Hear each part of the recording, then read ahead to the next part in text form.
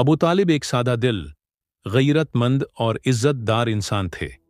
उनका अस्ल नाम अब्द मनाफ था, मगर लोग उन्हें अबू तालिब के नाम से जानते थे। वो कुरैश के माजिज खानदान बनो हाशिम से ताल्लुक रखते थे।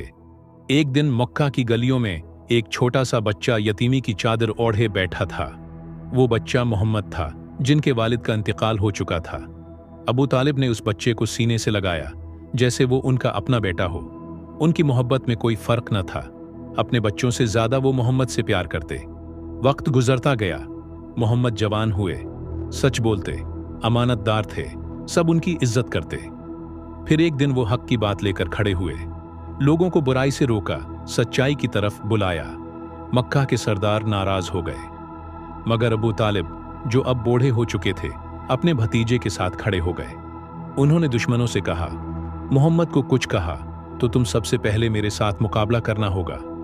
लोगों ने लालच दिया, धमकाया, मगर अबू तालिब ने न सुना, न झुके। उनके घराने को कई साल तक मक्का वालों ने बायकाट किया। खाने को कुछ न बचा, बच्चों के रोने की आवाजें गूंजती रहीं, मगर अबू तालिब ने सब्र किया, मोहम्मद का साथ न छोड़ा। जिंदगी भर वो मोहम्मद की ढाल बने रहे। आखिरकार एक दिन वो खामोश हो गए, दुनिया से चले गए। मोहम्मद की आंखों में आंसू थे, उनके दिल में दर्द। अबू तालिब का ईमान उनके दिल के अंदर था या नहीं, ये अल्लाह जानता है, मगर दुनिया ने देखा कि वो अपने भतीजे के लिए सब कुछ कुर्बान कर गए। उनकी वफादारी, उनकी गैरत और उनकी मोहब्बत हमेशा याद रखी जाएगी। अबू तालिब मक्का के बड़े सरदारों में से थे। लोग उनकी बहुत इज्जत करते थे। उनका फैसला आखिरी समझा जाता था। उनके पास बैठकर कुरैश के बड़े बड़े लोग मशूरे किया करते। जब मोहम्मद ने सच्चाई की बात सबके सामने कहना शुरू की और लोगों को बुराई से रोकने लगे, तो कुरैश के सरदार नाराज हो गए। वो अबू तालिब के पास आए, कहा, अपने भतीजे को रोको, वो हमारे बत्तों को बुरा कहता है, हमारे दीन को गलत कहता है।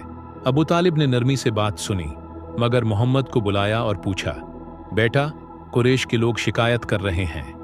मोहम्मद ने जवाब दिया, चचा, अगर ये मेरे एक हाथ पर सूरज रख दें और दूसरे पर चांद, तब भी मैं सच कहने से बाज नहीं आऊंगा।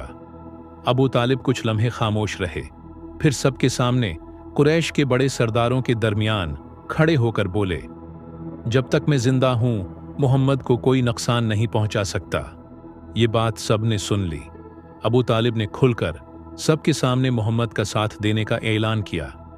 कुरैश को मायूसी हुई, मगर वो जानते थे अबू तालिब का साया मोहम्मद पर है और कोई उनका कुछ नहीं बिगाड़ सकता। अबू तालिब ने हमेशा अपने अमल से दिखाया कि वो हक के साथ हैं, चाहे कितने ही बड़े लोग उनके खिलाफ क्यों न हों। उनकी ये खुली हमायत एक मिसाल बन गई, जो मक्का के हर शख्स ने देखी और महसूस की। अबू तालिब की जिंदगी का हर दिन एक नेकी से जुड़ा हुआ था। वो शख्स थे जो खामोशी से भला करते, बगैर दिखाए, बगैर बताए।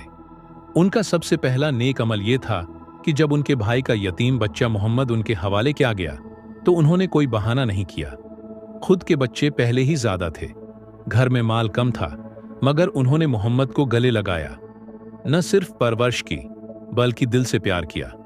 हमेशा सच का साथ देते। किसी के साथ ज्यादती होती तो सबसे पहले अबू तालिब पहुंचते। झगड़ा हो या कोई मुश्किल, लोग उनसे इंसाफ की उम्मीद रखते। उनके दरवाजे सबके लिए खुले रहते। गरीबों के साथ बैठते, उनके दुख सुनते, उनकी मदद करते। कोई जरूरतमंद आता तो कुछ ना कुछ देकर ही रुखसत करते। उनके दिल में किसी के लिए नफरत नहीं होती थी, सबको बराबर समझते थे। जब मोहम्मद ने हक की बात कहना शुरू की और लोग उनके खिलाफ हो गए, तो अबू तालिब ही वो शख्स थे जिन्होंने सबके सामने उनका साथ दिया। ये उनका सबसे बड़ा नेक अमल था। उन्होंने हर मुश्किल वक्त में अपने भतीजे को तन्हा नहीं छोड़ा। दुनिया की मुखालफत, कबीले का दबाव, फाके, सब कुछ बर्दाश्त किया, मगर हक के साथ खड़े रहे। उनकी जिंदगी ये सिखाती है कि नेकी सिर्फ नमाज या रोजे का नाम नहीं, बल्कि किसी यतीम को सहारा देना, मजलूम के साथ खड़ा होना, सच की हमायत करना और खामोशी से किसी का दर्द बांट लेना भी नेकी है। अबू तालिब की नेकियां उनके अमल में छिपी रहें, मगर तारीख ने उन्हें हमेशा के लिए जिंदा रखा।